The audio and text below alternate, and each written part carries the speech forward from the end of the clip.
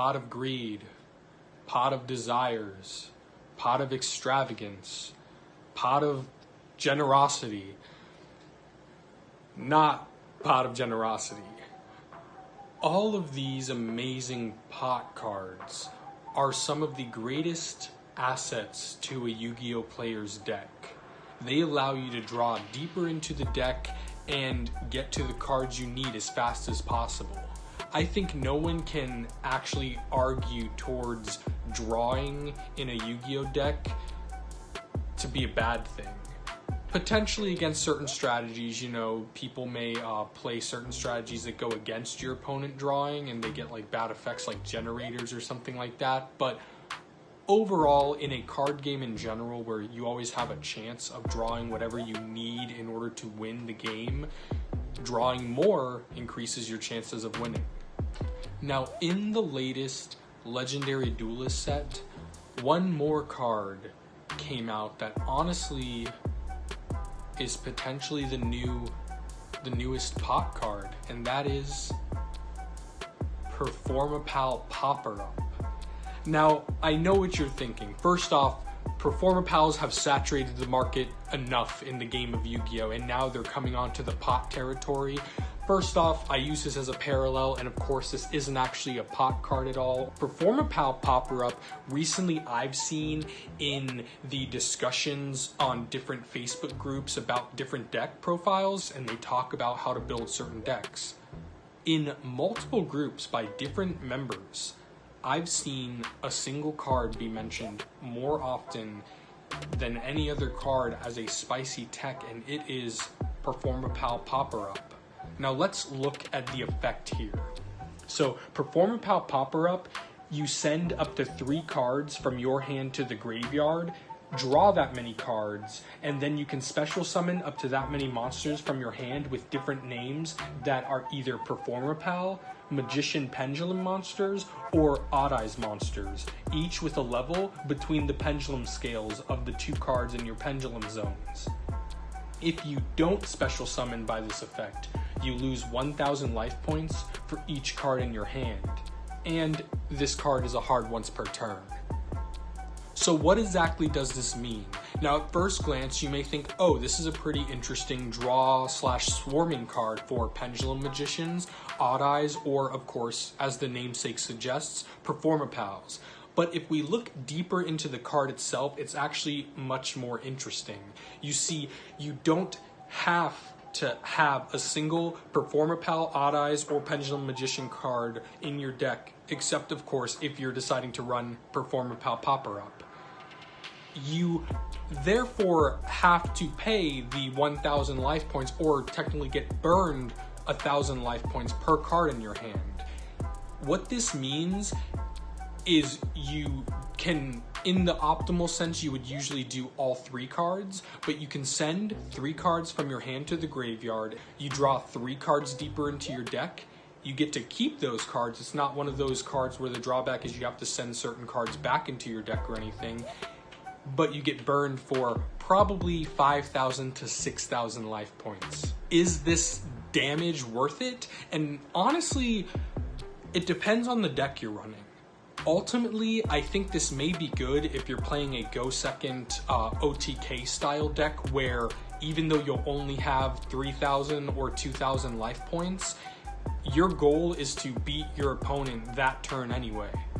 If you have 100 life points left, as long as you get your opponent to 0 life points first, you win. It doesn't matter. That's why people often say that life points don't matter. Of course, in time rules, that's another story, but specifically when you're playing a deck meant to go for game that turn, is losing that many life points really that bad? If you even look at all of these Solemn cards that are out now, a lot of more stunny, trap-heavy strategies run a full Solemn Brigade now that all of them are at 3. You use those cards and pay a lot of life points in order to beat your opponent. So what's that any different than this letting you draw 3 cards deeper into your deck and potentially setting up your graveyard? Now, of course, there are some issues and some parallels between this card and others, so I just wanted to highlight a few that I thought of that kind of aren't good, but at the same time defend why this card potentially is good. The first example I want to bring to the table is a card known as Reload, where you shuffle all of the cards in your hand into your deck in order to draw that same number of cards added to your deck. So say you start off, you are on the second turn of the duel, your opponent went first, and so you have 6 cards in your hand, and you use Reload. By using Reload, you only have 5 cards, you put all 5 into the deck, and you draw 5 new cards. So that's actually a -1, because you have to use that Reload, and you're only left with 5 cards after you originally had 6. A better version of Reload is known as Magical Mallet, where it's the same general effect, except instead of Reload saying that you have to send your entire hand into your deck and draw that same number of cards, Magical Mallet does this, but you can choose how many and which cards from your hand you send to your deck and redraw. So that way that can fix hands a little better, which is also known as a mulligan, where you send your hand back and redraw. Now, Yu-Gi-Oh! Doesn't have mulligans, but the thing is, some people at first glance may say, oh, these cards seem pretty good, you get to fix your hands. But like I mentioned earlier with Reload, and is the same problem with Magical Mallet, and also Performapal Popper Up, is the fact that you're losing a card in this transaction to fix your hand, because you're activating that card in order to gain the effect to fix your hand.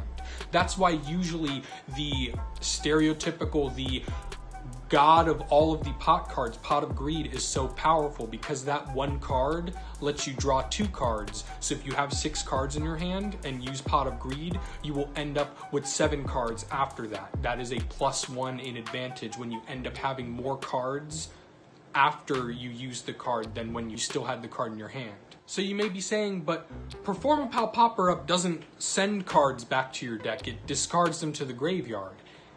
And that makes me bring up Card Destruction, which is actually a limited card right now that you discard your entire hand as well as your opponent discards their entire hand, and you both draw cards from your deck equal to the number of cards you discarded. The good part about Card Destruction is the fact that you can fill up your graveyard with whatever you need, and certain strategies definitely play from the graveyard more than others. Dangers come to mind, and zombies.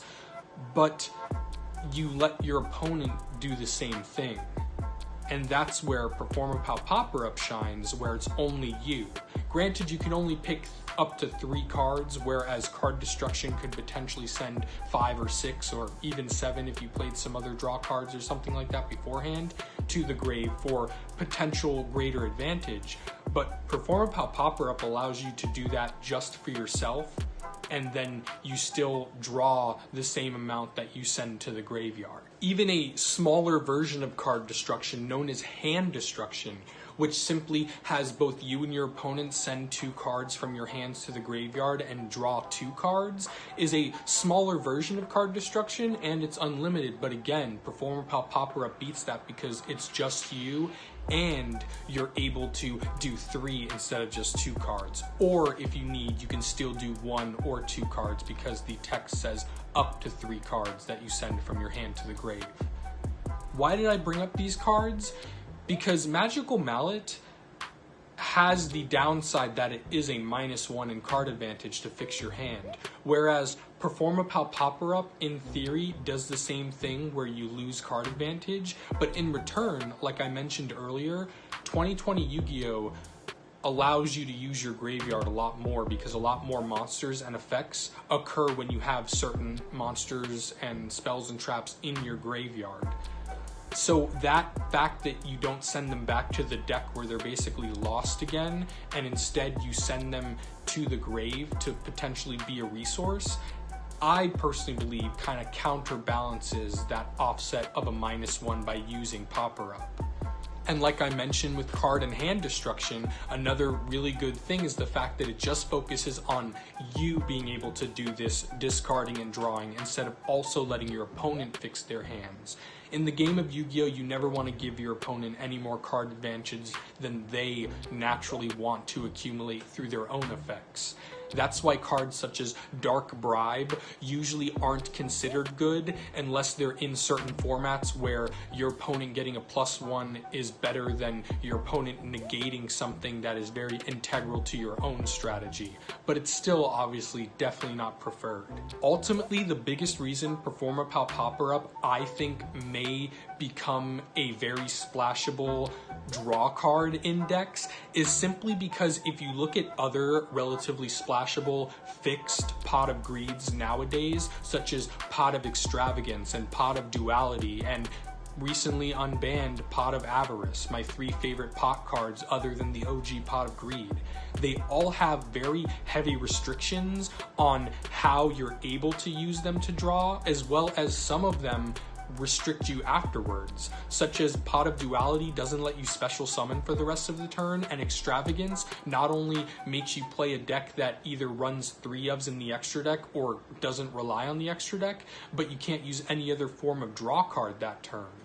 Performapal Popper Up's only restriction is simply the fact that it costs you a lot of life points, and that leads me to my final kind of critique of this card. Though Popper Up isn't a Pot of Greed by any means, and it actually makes you go -1, I know people often talk about how we could errata Pot of Greed.